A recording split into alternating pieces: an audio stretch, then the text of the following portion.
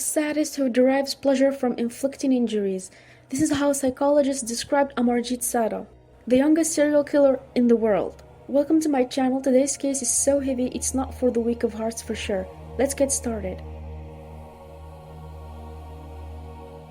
Amarjeet Sada was born in 1998 in Bihar in India, into a poor family. His father worked as a laborer. The harsh conditions forced Amarjeet to work at a very young age, yet Amarjeet was said to have a somewhat normal childhood. Until one day his behavior started to darken and getting worse and worse, which was a bit alarming. Amarjeet murders happened between 2006 and 2007, making him only 7 years old when he committed his first crime. He started his crimes with the closest people to him. His first victim was his 6-year-old cousin. Amarjeet crept into the room where the little girl was sleeping.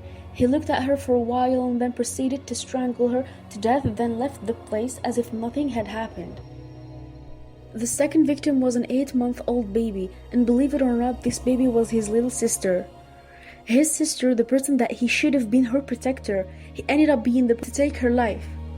While the child was sleeping, he carried her and took her to a nearby field, beat her to death, and returned home calmly as if nothing had happened, yet again.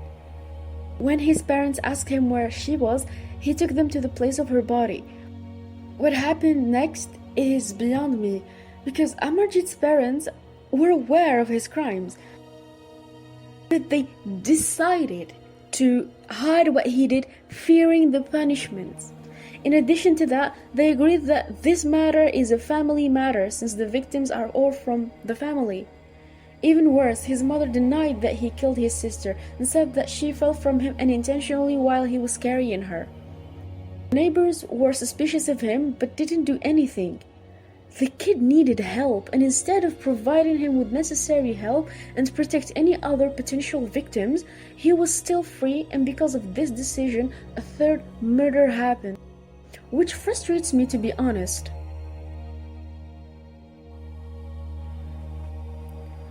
Three months after the murder of his sister, a village woman took her 6-month-old baby, Khushbu, and put her in the school nursery. Meanwhile, Amarjeet was wandering the street until he reached the school and decided to enter. The staff did not care about his presence because he was just an 8-year-old child. He wandered about the school until his eyes fell on the little Khushbu, who was sleeping peacefully. He started plotting for his next murder right in that moment.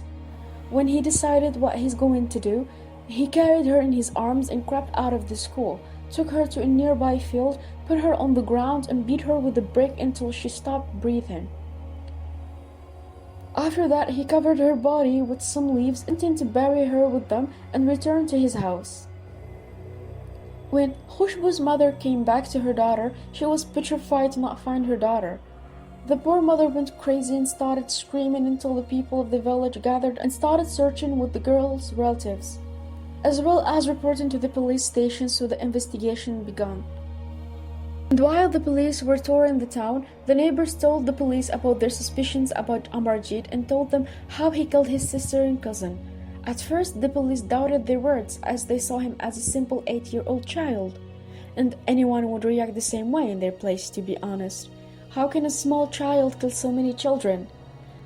But after interrogating Amarjeet and his family, the horrific truth came to the light. What is disturbing and somewhat scary, during the investigation, Amarjeet was extremely calm, cold, and kept smiling. He didn't speak much, but when the officer asked him about the girl, he asked him to bring him some biscuits first. In the end, he began recounting the details of his horrific crime in cold blood, and with no shame or remorse, he gave them a detailed explanation and also confessed to killing his sister and cousin, and stated that all the crimes were conducted in the same manner. Shatterdan Kumar is one of the investigators in this case. He said that through his long career, no one has passed him with such confidence and fearlessness. Not even a hint of sadness or feeling of remorse, or at least fear of the policeman, appeared on his features. During the investigations, Amarjeet's parents tried to justify his actions on the pretext that he did not know right from the wrong, but their attempts were unsuccessful and the police insisted that he was guilty and knew very well what he was doing. Speaking with Amarjeet's friends, they said that he liked to see others suffer. And they also said that he used to beat them a lot in the game of soldier and thieves. That they did not like to play with him, but they used to do that out of fear of him. Due to the severity of the crimes, Amarjeet was diagnosed by a number of psychiatrists and concluded that he suffers from a brain disorder that leads to a chemical imbalance that makes him feel pleasure when he harms others and sees them in pain, as a disorder in behavior. In addition to that, he did not harbor a sense of right and wrong, ultimately being considered as a psychopath. Even though he is a serial killer, the Indian law doesn't allow children to be jailed or sentenced to death.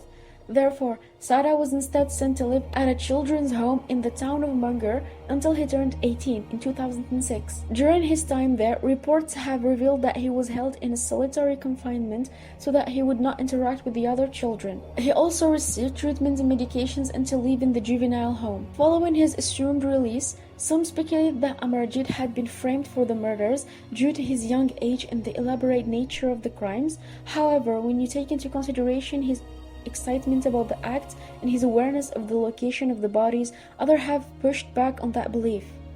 What do you think, guys? Was it an elaborate plan to frame Amarjeet, or was it him, the culprit, all along? Let me know in the comment section, and don't forget to subscribe for more videos. Anyways, as for where he is now, he remains accounted for to this day. Amarjeet's story is tragic and heartbreaking, and with all that being said, see you in the next video. Peace.